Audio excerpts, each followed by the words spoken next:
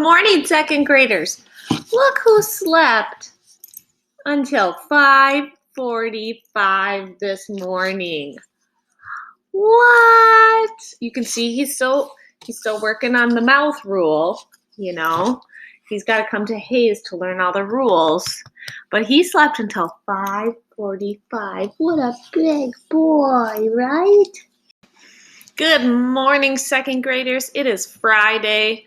On Monday, it is Memorial Day, so we will not have school on Monday. But if you want to do some learning, I will put our Bitmoji virtual classroom onto Google Classroom on Monday so that you could use it if you want to do any of those challenges with your family.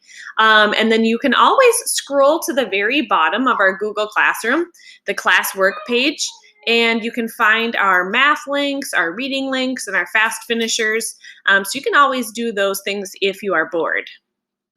Today, as your writing assignment, you will be writing a letter to our donors who gave us money to buy some of those cool learning supplies that I dropped off at most of your houses.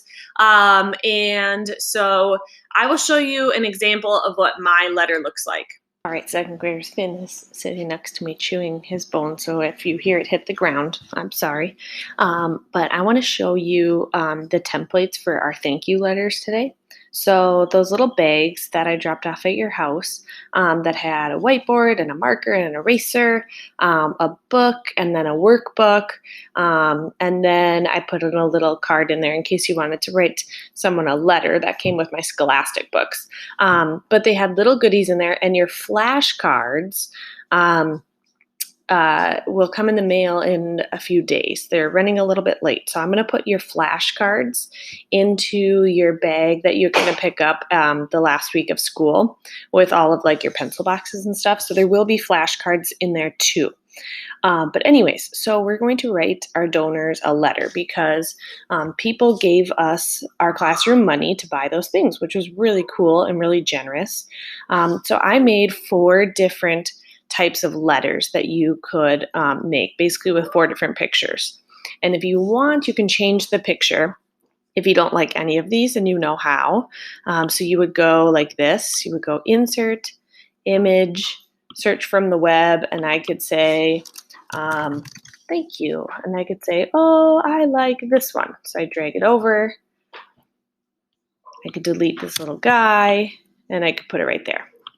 But I put some pictures on there in case you don't know how to edit. So we have a girl reading, we have a boy drawing on the whiteboard, a girl drawing on a whiteboard, and then a little thank you with magnet letters. So I think because I like reading the best, I'm going to use this one. So I'm going to click on slide 2 and press delete because I'm not going to use it. Then I'm going to delete this one. Then I'm going to delete this one. And the last page is sentence ideas. So if you don't know what you could write to your donor to say thank you, here's some ideas. So it says, thank you for blank. So I'm going to start with that. Thank you for the cool supplies. I use the whiteboard for blank. So I'm going to write, I use the whiteboard for our morning meeting science experiments. I like my book because blank. Now, we all got different books, so you can tell why you like your book. I like my book because it is a graphic novel. The pictures are so funny. The next one says, in my workbook, I'm practicing blank. So you could say, I am practicing my addition facts in my new workbook. These supplies will help me blank. These supplies will help me with distance learning. They will also help me stay smart in the summer. Then we say, I like the blank the best. And for me, because I chose this little reading girl and I like reading the best, I'm going to write that. I like my book the best. But you know what? Since I'm talking about my book, up here, I'm going to cut and put it up here next to my sentence about books. so that it makes sense. All my book stuff is together. And then at the very end, it says, you are very blank. You are very generous to give our classroom supplies and money. Thank you very much. And then at the bottom, if you want to change this word from, right now it says from, you could change it to sincerely or thank you or kindly. I'm going to change it to thank you. And then I need to press enter to go down one. And I'm going to write my name. Just your first name. You don't have to write your last name. Just your first name. Okay. And now I can go back to my sentence ideas and I can press delete because I don't need those anymore. Okay. And then I can go back to Google Classroom and turn this in, and Miss Armstrong will print these for you and I'll mail them for you.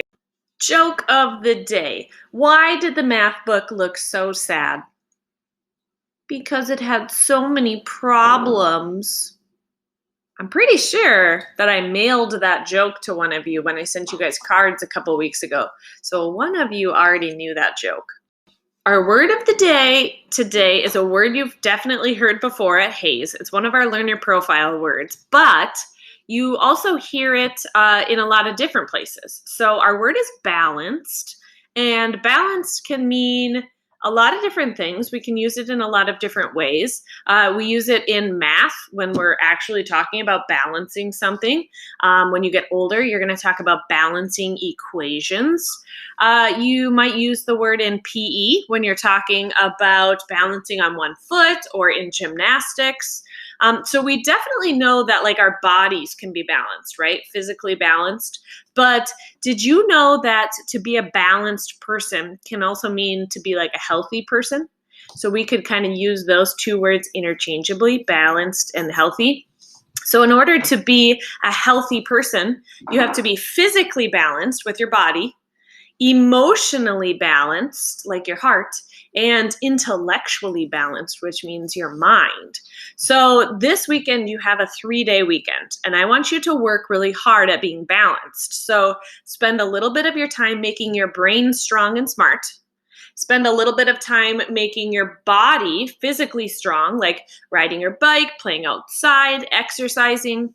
And then to be emotionally balanced, do some things that make your heart happy. So you could write in a journal about how you're feeling. You could write a letter to someone. You could call someone in your family that doesn't live in your house, or call one of your friends. Today's question of the day is related to being emotionally balanced, so balanced in our heart. What is something that makes you happy?